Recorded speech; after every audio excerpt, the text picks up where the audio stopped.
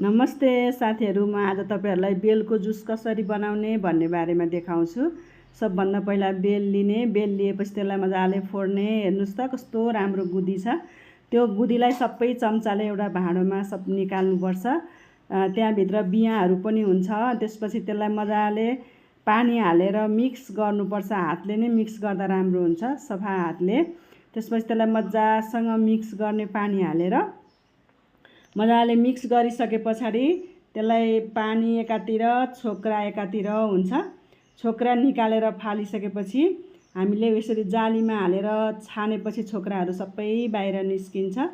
त्यस पछाडि हामीले त्यसलाई अब धेरै मान्छेहरूले त चिनी हालेर खाने चलन छ, कसैले मिश्री पनि हाल्नुहुन्छ गर्मीको बेलामा। त्यो भन्दा पनि राम्रो मिठा हुन्छ।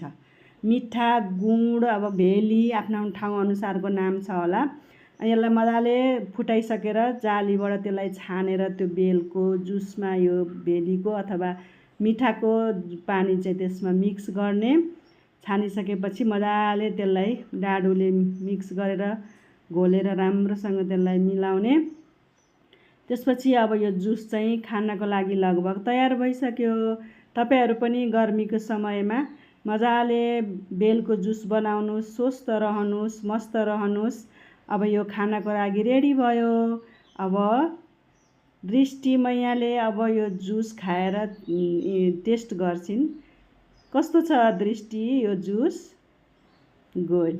तपाईहरु पनि खानु होला। धन्यवाद।